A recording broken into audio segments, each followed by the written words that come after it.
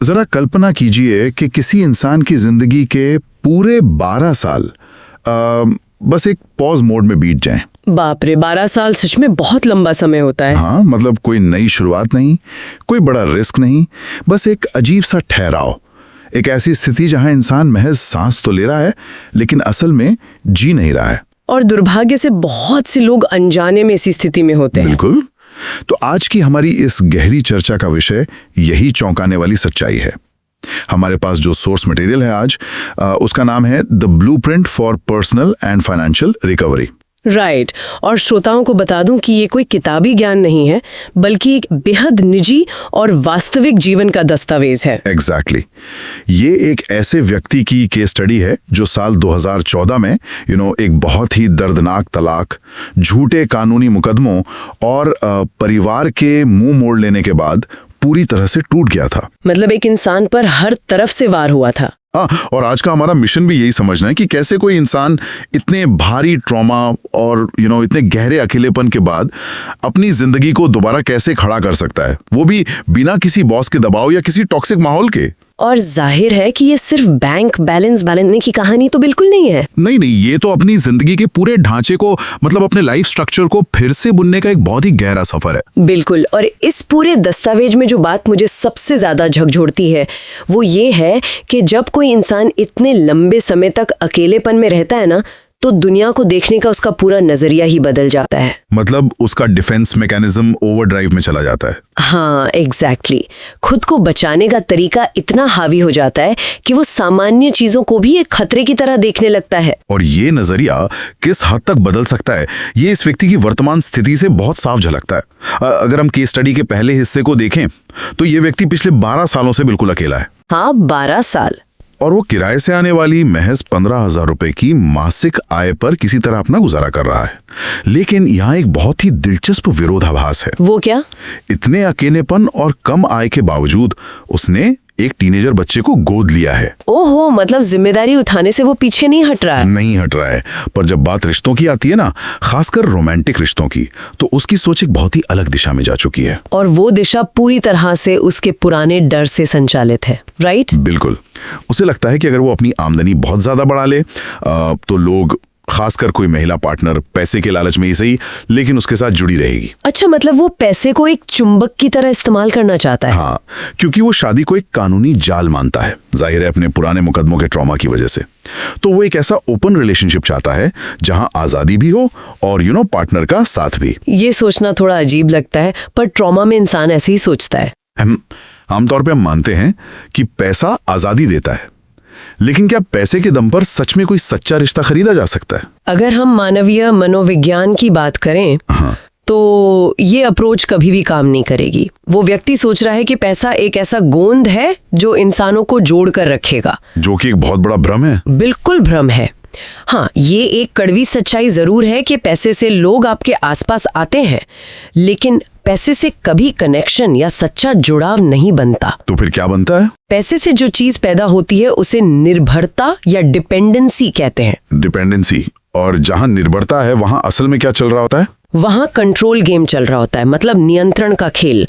जो इंसान पैसे के लिए आपके साथ है वो सिर्फ अपनी जरूरत पूरी कर रहा है और आप अनजाने में उसे अपने पैसे से नियंत्रित कर रहे हैं। राइट। अब जरा इस व्यक्ति की मनोवैज्ञानिक स्थिति को देखिए।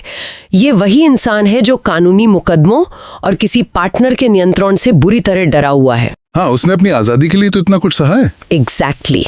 तो अगर वो पैसे के जरिए किसी को अपने पास रोकता है तो वो उसी नियंत्रण और डर के चक्र में वापस फंस जाएगा जिससे वो भाग रहा था। बाप रे, ये तो बहुत ही गहरा पॉइंट है। वो लगातार इस खौफ में जिएगा कि जिस दिन पैसा खत्म हुआ वो इंसान भी चला जाएगा। तो ये तो कुछ ऐसा हो गया जैसे कोई इंसान प्यास बुझाने के लिए खारा पानी पी रहा हो। बहुत ही सटीक उदाहरण है ये। मतलब आप अपने अकेलेपन की तकलीफ मिटाने के लिए उसी निर्भरता और कंट्रोल वाले खेल को बुलावा दे रहे हैं जिसने आपको पहले ही इतना डरा कर रखा है। खारा पानी पीने से प्यास बुझती नहीं है, बल्कि शरीर और ज्यादा डिहाइड्रेट हो जाता है। बिल्कुल। ये खारे पानी वाली बात स्थिति को एकदम परफेक्शन के साथ समझाती है। वो दर्द मिटाने के लिए एक ऐसा भ्रम पाल रहा है जो उसे भीतर से और भी ज्यादा खोखला कर देगा। और जब तक वो ये मानेगा कि उसे प्यार के लिए किसी को खरीदना पड़ेगा, वो कभी सुरक्षित महसूस नहीं करेगा। कभी नहीं। तो अगर पैसा और ये खोखले रिश्ते असली समस्या का समाधान नहीं है, तो असल में दिक्कत कहाँ है? यहाँ हमारी कहानी एक और गहरी परत खोलती है। हाँ, और वो परत बहुत दिलचस्प है। सोर्स मटेरियल से जो बात निकल कर आती है वो ये है कि ये इंसान असल में कमजोर नहीं है, बल्कि उसने अपनी जिंदगी में रिस्क लेना बंद कर दिया है।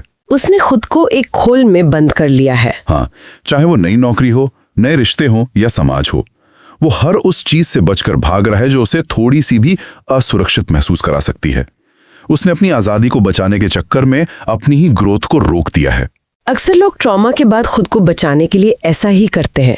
इस व्यक्ति को खुद लगता है कि वो कमजोर हो गया है, लेकिन स्रोत में एक बहुत ही बेहतरीन शब्द का इस्तेमाल किया गया है, मिसडायरेक्टेड स्ट्रॉन्ग। मिसडायरेक्टेड स्ट्रॉन्ग मतलब दिशाहीन रूप से मजबूत। हाँ, अगर हम तथ्यों पर गौर करें तो 12 साल तक बिना किसी सहारे के अकेले सर्वाइव करना, आर्थिक रूप से पूरी तरह ना टूटना और एक टीनेजर बच्चे को गोद लेकर उसकी जिम्मेदारी उठाना। एग्जैक्टली क्या ये किसी कमजोर इंसान का काम हो सकता है? बिल्कुल नहीं। ताकत तो उसमें कूट कूट कर भरी है, लेकिन उसकी दिशा खुद को बचाने में इतनी ज्यादा लग गई है कि आगे बढ़ने के लिए ऊर्जा ही नहीं बची। लेकिन यहाँ मैं थोड़ा सा अलग नजरिया रखना चाहता हूँ। बताइए। अगर कोई इंसान दुनिया की भागदौड़, कॉर्पोरेट पॉलिटिक्स और टॉक्सिक रिश्तों से थक कर अपनी शांति और मानसिक सुरक्षा के लिए एक सीमित दायरे में रह रहा है, तो क्या खुद को सुरक्षित रखना इतना गलत है? मेरा मतलब है, अगर बाहर की दुनिया उसे अस्थिर करती है, तो अपने बनाए सुरक्षित घेरे में रहना कोई अपराध तो नहीं है ना? आपका ये सवाल बहुत ही अहम है। देखिए, खुद को सुरक्षित रखना बिल्कुल भी गलत नहीं है, लेकिन यहाँ हमें सुरक्षित होने और कैद होने के बीच का फर्क समझना होगा। अच्छा। स्रोत इस स्थिति को एक बहुत ही स्पष्ट वाक्य में समझाता है, सेफ हो पर स्टक हो। मतलब safe but stuck. Safe but stuck, हाँ, ये चुभने वाली बात है ना? जब आपकी सुरक्षा आपकी प्रगति को पूरी तरह रोक दे, तो वो सुरक्षा असल में आपकी जेल बन जाती है। उस व्यक्ति ने सेल्स या अत्यधिक दबाव वाली नौकरी से तौबा कर ली है, क्योंकि जब कोई बॉस उस पर चिल्लाता है या दबाव डालता है, तो उसका नर्वस सिस्टम उस पुराने ट्रॉमा को याद कर लेता है और वो अस्थिर हो जाता है। बिल्कुल। तो इसका मतलब यह है कि समस्या काम करने में नहीं है, बल्कि काम करने के उस पारंपरिक तरीके में है जहाँ कोई दूसरा व्यक्ति उसे नियंत्रित कर रहा हो। हाँ, उसे कोई ऐसी एक्सट्रीम नौकरी नहीं चाहिए जहाँ बॉस की गालियां खानी पड़े। उसे जो चाहिए वो है controlled income system. Controlled income system, हाँ, जहाँ वो अपने समय और अपनी शर्तों का मालिक हो और किसी के पास उसे मानसिक रूप से प्रताड़ित करने की शक्ति ना हो। ये सेफ बट स्टक वाली बात बहुत ही गहरी है यार। तो जब ये साफ हो गया कि नौकरी के पुराने तरीके काम नहीं करेंगे और खारे पानी की तरह पैसे से रिश्ते नहीं खरीदे जा सकते, तो समाधान क्या है? यही तो सबसे बड़ा सवाल है। सोर्स यहाँ एक ऐसा समाधान देता है जो शायद ज्यादातर सेल्फ हेल्प किताबों के बिल्कुल उलट है। वो कहता है कि सबसे पहले आमदनी बढ़ाने के पीछे मत भागो। तो फिर क्या करें? सबसे पहले अपना लाइफ स्ट्रक्चर यानी जीवन का ढांचा बनाओ। अगर मैं इसे आज की तकनीक की भाषा में कहूँ तो ये किसी स्मार्टफोन के ऑपरेटिंग सिस्टम यानी ओएस को अपडेट करने जैसा है। ये ओएस वाला उदाहरण बहुत बढ़िया है ना? अगर आपका मेंटल ओएस ही बार बार क्रैश हो रहा है, तो उस पर जॉब या रिलेशनशिप नाम के भारी एप्स डाउनलोड करने का क्या फायदा? फोन तो हैंग ही होगा। सबसे पहले बैकग्राउंड के उस सिस्टम को स्थिर करना होगा। बहुत ही प्रासंगिक एनालॉजी है ये। और इस मेंटल ओएस को अपडेट करने का सबसे पहला कदम क्या है पता है? क्या? आइडेंटिटी रीसेट, यानी अपनी पहचान को अपने ही दिमाग में दोबारा स्थापित करना। पिछले 12 सालों से वो इंसान सुबह उठकर यही सोचता है कि मैं अकेला हूँ, समाज ने मुझे निकाल दिया है और मैं यहाँ फंसा हुआ हूँ। एक विक्टिम माइंडसेट। बिल्कुल। और इस पीड़ित वाली मानसिकता के साथ कोई भी नया काम शुरू नहीं किया जा सकता। तो उसे अपनी पहचान को किस तरह रीसेट करना होगा? उसे अपनी सोच बदलनी होगी। उसे खुद से कहना होगा कि मैं फंसा हुआ नहीं हूँ, मैं आर्थिक रूप से स्वतंत्र हूँ, क्योंकि मेरे पास किराए की आय है और मैं जानबूझकर एक शांतिपूर्ण और बिना दबाव वाली जिंदगी चुन रही हूँ। मेरा मतलब है चुन रहा हूँ। अच्छा, मतलब एक विक्टिम से एक क्रिएटर बनना। हाँ, ये कोई झूठा दिलासा नहीं है, बल्कि अपनी ही जिंदगी की सच्चाई को एक ताकतवर नजरिए से देखना है। मजबूरी में अकेला हूं से लेकर मैंने अपनी शांति चुनी है तक का ये सफर सबसे पहला और जरूरी बदलाव है। बहुत खूब। और जाहिर है सिर्फ सोच बदलने से तो ओएस अपडेट नहीं हो जाएगा, राइट? उसे रोजमर्रा की जिंदगी में लागू करने के लिए एक डेली स्ट्रक्चर की जरूरत है। बिल्कुल। और यहाँ मुझे सोर्स की एक बात बहुत दिलचस्प लगी कि उसे किसी मिलिट्री जैसे कड़े अनुशासन की जरूरत नहीं है, बल्कि प्रेडिक्टेबिलिटी यानी एक तय दिनचर्या की जरूरत है। ऐसा इसलिए है क्योंकि एक ट्रॉमा से गुजरा हुआ दिमाग हमेशा अनिश्चितता से बहुत डरता है। मतलब उसे सरप्राइज पसंद नहीं आते। हाँ, उसे ये नहीं पता होता कि अगला खतरा कहाँ से आएगा। जब जिंदगी में एक तय दिनचर्या होती है ना, तो दिमाग का वो हिस्सा शांत हो जाता है जो हमेशा खतरे की घंटी बजाता रहता है। लॉजिकल है। स्रोत एक बहुत ही व्यावहारिक रूटीन सुझाता है। सुबह उठकर बिना फोन देखे 20 से 30 मिनट की वॉक करना और धूप लेना। फोन ना देखने वाला नियम तो हम सबको अपनाना चाहिए। हाँ, और उसके लिए तो ये इसलिए है ताकि बाहरी दुनिया का कोई भी तनाव दिन की शुरुआत में ही दिमाग पर हावी न हो जाए। फिर दिन के बीच में सिर्फ 2 से 3 घंटे पूरे फोकस के साथ काम करना और शाम को हर हाल में घर से बाहर निकलना। वेट, हर हाल में बाहर निकलना? हाँ, हर हाल में, क्योंकि डिप्रेशन और ट्रॉमा की एक बहुत बुरी आदत होती है, वो आपको 4 दीवारी के अंदर खींचते हैं। बाहर निकलना उस खिंचाव को तोड़ने का तरीका है। समझ गया। और इसके साथ ही इस ओएस अपडेट का एक बहुत अहम इमरजेंसी ब्रेक भी है, जिसे स्रोत मेंटल स्टेबिलिटी सिस्टम कहता है। मेंटल स्टेबिलिटी सिस्टम, ये सुनकर ऐसा लगता है जैसे पैनिक अटैक आने पर सब कुछ रोक देने का कोई बटन हो। लगभग वैसा ही है। ये एक सख्त नियम है कि जब भी उस व्यक्ति को लगे कि दिमाग पर बहुत ज्यादा दबाव पड़ रहा है, पुरानी यादें हावी हो रही हैं या पैनिक महसूस हो रहा है, तो उसे सब कुछ छोड़कर तुरंत 30 मिनट की शांति वाली वॉक पर जाना है। सब कुछ छोड़कर? हाँ, अपना फोन पूरी तरह बंद कर देना है।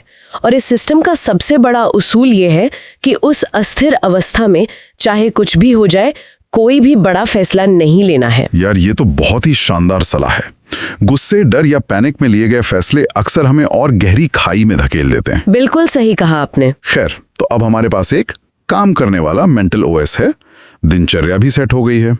लेकिन अब हम उस बड़ी समस्या पर आते हैं जो उस इंसान को 12 सालों से अंदर ही अंदर खोखला कर रही है। उसका अकेलापन। उनको कैसे दूर किया जाए? यहीं पर स्रोत हमें रिश्ते और कंपेनियनशिप यानी किसी का साथ होने के बीच का एक बहुत ही स्पष्ट अंतर समझाता है। हम अक्सर इन दोनों को एक ही मान लेते हैं ना। यही हमारी गलती होती है। एक रिलेशनशिप में भारी जिम्मेदारियां होती हैं, एक दूसरे से बहुत उम्मीदें होती हैं और भविष्य का कमिटमेंट होता है, जो कि एक ट्रॉमा से गुजरे इंसान के लिए बहुत भारी पड़ सकता है। बिल्कुल। लेकिन कंपेनियनशिप में आजादी होती है, उसमें बिना किसी शर्त के एक स्वाभाविक जुड़ाव होता है। स्रोत कहता है कि उस व्यक्ति को फिलहाल अकेलेपन का समाधान किसी पार्टनर में नहीं खोजना है, बल्कि उसे रोजमर्रा के इंसानी संपर्क यानी डेली ह्यूमन इंटरेक्शन की जरूरत है। और इसके लिए स्रोत ने जो तरीका बताया, सच कहूं तो वो मुझे थोड़ा अजीब लगा। अच्छा, कौन सा तरीका? उसने कहा है कि एक सोशल सिस्टम बनाओ। रोज एक ही चाय की टपरी या किसी एक ही जिम में जाओ। नियम सिर्फ इतना है कि आपको रोज उसी समय वहां जाना है। 15 दिन में वहां लोग आपके चेहरे को पहचानने लगेंगे। अगले कुछ दिनों में हल्की सी मुस्कान का आदान प्रदान होगा और 45 दिन में एक स्वाभाविक जुड़ाव बन जाएगा। हाँ, ये सुनने में थोड़ा अजीब लग सकता है। वही तो। अब मैं यहां थोड़ा उलझन में हूं। क्या वाकई इंसान इस तरह दोस्त बनाते हैं? मतलब सिर्फ बिना किसी इरादे के रोज एक जगह जाकर खड़े होने से या चाय पीने से अकेलापन दूर हो जाता है? ये सुनने में बहुत साधारण लग सकता है, लेकिन मनोवैज्ञानिक स्तर पे ये बहुत गहराई से काम करता है। इंसान का दिमाग स्वभाव से फेमिलियरिटी यानी पहचान पर बहुत भरोसा करता है। अच्छा। इसे मनोवैज्ञानिक में मेयर एक्सपोजर इफेक्ट कहते हैं। जब एक ट्रॉमा से ग्रस्त व्यक्ति नए लोगों से मिलता है तो उसका नर्वस सिस्टम हर अनजान चेहरे को एक संभावित खतरे की तरह देखता है। मतलब उसका थ्रेट डिटेक्शन रडार हमेशा ऑन रहता है। एग्जैक्टली। लेकिन जब वो रोज एक ही चाय की टपरी पर जाता है तो शुरुआत के 15 दिन वो एक अजनबी होता है, राइट? हाँ। कोई उससे बात नहीं करता। पर 15 से 30 दिन के बीच वो उस जगह के माहौल का एक सामान्य हिस्सा बन जाता है। उसका दिमाग ये समझ जाता है कि यहाँ के लोग सुरक्षित हैं, वो उस पर कोई हमला नहीं कर रहे हैं। ओके, मतलब दिमाग रिलैक्स होने लगता है। हाँ, और जब 45 दिन बाद कोई उसे देखकर मुस्कुराता है या मौसम के बारे में बात करता है तो वो बातचीत बिना किसी डर या दबाव के होती है। ये उस इंसान के दिमाग को बिना किसी भारी रिश्ते में पड़े इंसानी जुड़ाव की खुराक देने का सबसे सुरक्षित तरीका है। ओहो, ये तो बहुत ही तार्किक स्पष्टीकरण है। यानी आप अपने दिमाग के थ्रेट डिटेक्शन रडार को चकमा देकर इंसानों के करीब जा रहे हैं। बिल्कुल यही हो रहा है। लेकिन स्रोत में एक और बात थी जिस पर मेरा ध्यान गया। अगर भविष्य में वो व्यक्ति किसी रिश्ते में जाना भी चाहे तो उसके लिए कुछ नियम तय किए गए हैं, जिसमें से एक है प्रीनैप, यानी शादी से पहले का एग्रीमेंट। हाँ, प्रीनप की बात की गई है। लेकिन भारत में तो प्रीनप कानूनी रूप से मान्य ही नहीं होते ना, तो यहाँ इस बात का क्या मतलब लिया जाता है? आपने बहुत सही बिंदु उठाया है। भारत में कानूनी तौर पर प्रीनप की बहुत अहमियत नहीं है, लेकिन यहाँ स्रोत जिस नज़रिए से बात कर रहा है वो कानूनी ढाल से ज़्यादा एक मनोवैज्ञानिक बाउंड्री तय करने के बारे में है। मनोवैज्ञानिक बाउंड्री थोड़ा समझाइए। बात यह है कि रिश्ते में जाने से पहले दोनों व्यक्तियों के बीच आर्थिक निर्भरता न होने और एक दूसरे की आज़ादी का सम्मान करने पर एक स्पष्ट और खुली बातचीत होनी चाहिए। मतलब क्लियर कम्युनिकेशन। हाँ, ये एक तरह का मेमोरेंडम ऑफ अंडरस्टैंडिंग है। ये उस व्यक्ति को ये भरोसा दिलाएगा कि वो दोबारा उसी पुराने कानूनी या भावनात्मक जाल में नहीं फंस रहा है जिससे वो 12 साल से भाग रहा था। समझ गया, यानी ये पेपर पर कम और दिमाग में ज्यादा काम करता है। बिल्कुल। तो चलिए, जीवन का ढांचा बन गया, ओएस अपडेट हो गया और सामाजिक जीवन भी बिना किसी बड़े रिस्क के पटरी पर आ गया। अब हम उस अंतिम और सबसे बड़े लक्ष्य की तरफ बढ़ते हैं जो वो व्यक्ति शुरू से हासिल करना चाहता था। लोकेशन फ्री और time free income, right? Exactly. एक ऐसी आमदनी जिस पर समय और स्थान की कोई पाबंदी ना हो। लेकिन यहाँ भी स्रोत एक बहुत ही सख्त चेतावनी के साथ शुरुआत करता है। वो क्या? वो कहता है कि बिना कोई मेहनत किए या बिना कोई हुनर लगाए पैसे कमाने का मतलब है कि आप किसी स्कैम या धोखे का शिकार होने वाले हैं। हाँ, शॉर्टकट जैसी कोई चीज नहीं होती। बिल्कुल नहीं। इसलिए अगर उसे आमदनी चाहिए तो एक प्रॉपर सिस्टम बनाना होगा, और सबसे बड़ी शर्त यह है कि रोज सिर्फ 2 से 3 घंटे ही काम करना है ताकि वो इंसान फिर से बर्नआउट का शिकार ना हो जाए। तो ये काम होगा कैसे? स्रोत ने 3 बहुत ही बेहतरीन और कम दबाव वाले इनकम सिस्टम बताए हैं। हाँ, चलिए उन पर बात करते हैं। पहला है AI YouTube शॉर्ट्स। इसमें आपको अपना चेहरा तक दिखाने की जरूरत नहीं है। आप ChatGPT से स्क्रिप्ट लिखवा सकते हैं, AI से आवाज दे सकते हैं और CapCut जैसे सॉफ्टवेयर से एडिटिंग कर सकते हैं। बस रोज 2 या 3 शॉर्ट्स अपलोड करने हैं। बहुत ही सॉलिड तरीका है। लेकिन मेरा सवाल यह है कि यही तरीका क्यों? वो कोई व्लॉग क्यों नहीं बना सकता? इसका सीधा संबंध उसके ट्रॉमा से है। व्लॉगिंग में आपको कैमरा फेस करना पड़ता है, लोगों के सीधे कमेंट्स का सामना करना पड़ता है और बहुत सारी भावनात्मक ऊर्जा खर्च करनी पड़ती है। हाँ, और 12 साल से अकेले इंसान के पास वो ऊर्जा शायद नहीं है। बिल्कुल नहीं है। AI शॉर्ट्स एक असिंक्रोनस काम है, यानी आप पीछे रहकर बिना किसी को अपना चेहरा दिखाए एक डायरेक्टर की तरह काम करते हैं। मतलब पर्दे के पीछे से? हाँ, आपका पूरा नियंत्रण होता है और ये काम आपके नर्वस सिस्टम पर कोई दबाव नहीं डालता। ये उस कंट्रोल की जरूरत को भी पूरा करता है जिसके बारे में हमने शुरुआत में बात की थी। क्या बात है, ये एक बहुत ही बारीक मनोवैज्ञानिक दृष्टिकोण है। और दूसरा तरीका जो स्रोत ने बताया है वो है डिजिटल प्रोडक्ट्स बेचना। जैसे कोई ई-बुक या टेम्पलेट? हाँ, जैसे कोई वायरल स्क्रिप्ट टेम्पलेट या AI टूल्स की गाइड बनाकर गमरोड या इंस्टामोजो जैसे प्लेटफॉर्म पर बेचना। इसे बस एक बार बनाना है और फिर ये अपने आप बिकता रहेगा। पैसिव इनकम का अच्छा सोर्स है। और तीसरा विकल्प है लो प्रेशर फ्रीलांस काम, यानी किसी के लिए स्क्रिप्ट लिखना। लेकिन यहाँ एक बहुत ही सख्त नियम है, अधिकतम 2 ही क्लाइंट्स के साथ काम करना है। बस 2 क्लाइंट्स? हाँ, ये 2 क्लाइंट्स वाला नियम क्यों है? ये नियम सीधा निर्भरता और नियंत्रण वाले सिद्धांत से जुड़ा है। जब आप एक फ्रीलांसर होते हैं और आपके पास सिर्फ एक क्लाइंट होता है तो वो क्लाइंट असल में आपका बॉस बन जाता है। हाँ, सारी पावर उसके हाथ में चली जाती है। बिल्कुल। अगर वो खुश नहीं है तो आपकी पूरी आमदनी खतरे में आ जाती है। लेकिन जब आप नियम बना लेते हैं कि आप कम दबाव वाले 2 या 3 क्लाइंट्स रखेंगे तो कोई भी एक क्लाइंट आपको आर्थिक रूप से नियंत्रित नहीं कर सकता। अगर एक क्लाइंट टॉक्सिक होने लगे तो आप बिना डरे उसे छोड़ सकते हैं। एग्जैक्टली। ये उस व्यक्ति को वही आजादी देता है जो वो चाहता है। बहुत ही स्मार्ट अप्रोच है ये। और इन तीनों तरीकों का अंतिम लक्ष्य भी बहुत स्पष्ट है। स्रोत कहता है कि लक्ष्य रातों रात करोड़पति बनना नहीं है, बल्कि 20 से 50 हजार रुपए की एक स्थिर आमदनी का फ्लो बनाना है। हाँ, और ये बहुत जरूरी पॉइंट है। ऐसा क्यों है कि करोड़ों की चाहत छोड़कर एक छोटी लेकिन स्थिर आमदनी पर जोर दिया गया है? क्योंकि इंसान का दिमाग, खासकर एक ट्रॉमा से गुजरा हुआ दिमाग, अत्यधिक दबाव और अत्यधिक महत्वाकांक्षा दोनों से घबराता है। मतलब बड़ा लक्ष्य उसे डरा सकता है। बिल्कुल। जब लक्ष्य करोड़पति बनने का होता है तो वो एक अनवरत दौड़ बन जाती है, लेकिन 20 से 50 हजार की एक स्थिर आमदनी उस व्यक्ति के लिए इनफ यानी पर्याप्त है। हाँ, सर्वाइवल के लिए और शांति के लिए काफी है। और जब ये निरंतर आय शुरू हो जाएगी तो उसकी 60% व्यवहारिक समस्याएं अपने आप सुलझ जाएंगी। उसे लगेगा कि उसने बिना अपनी शांति खोए दुनिया में फिर से एक जगह बना ली है, और यही चीज उसका खोया हुआ आत्मविश्वास वापस लौटाएगी। यार, आज के इस दौर में जहां हर कोई जल्दी से जल्दी अमीर बनने की अंधी दौड़ में भाग रहा है, वहां ये विचार कि एक कंट्रोल्ड इनकम और स्थिर जीवन ही असली आजादी है, बहुत ही सुकून देने वाला है। सच में ये बहुत ग्राउंडिंग थॉट है। तो अगर हम आज के इस पूरे दस्तावेज को समेटें तो ये महज पैसे कमाने की गाइड नहीं है। ये एक ऐसे इंसान की कहानी है जो अपने अतीत के खौफ और अकेलेपन के जाल में बुरी तरह फंसा हुआ था। हाँ, एक पॉज मोड में था। बिल्कुल, लेकिन उसे बाहर निकालने का रास्ता कोई जादुई छड़ी या अचानक मिली लॉटरी नहीं थी। उसे एक नई दिशा मिली, सिर्फ एक तय रूटीन से, बिना दबाव वाले 2-3 घंटे के असिंक्रोनस काम से, और चाय की टपरी पर बिना किसी एजेंडे के होने वाले छोटे छोटे इंसानी संपर्कों से। ये केस स्टडी साबित करती है कि जीवन को एक ठहराव से निकालकर वापस प्ले मोड में लाने के लिए आपको एक ऐसा ढांचा चाहिए जो आपकी गति और आपकी शर्तों का सम्मान करे। रिकवरी कोई रेस नहीं है, बल्कि अपनी नींव को फिर से मजबूत करने की एक प्रक्रिया है। बहुत ही खूबसूरती से कहा आपने। और इसी के साथ हम इस गहरी चर्चा को यही विराम देते हैं, लेकिन जाने से पहले इस पूरे अध्ययन से निकला एक गहरा विचार मैं हमारे सुनने वालों के लिए छोड़ना चाहता हूँ, जिस पर हम सबको गौर करना चाहिए। बिल्कुल, बताइए।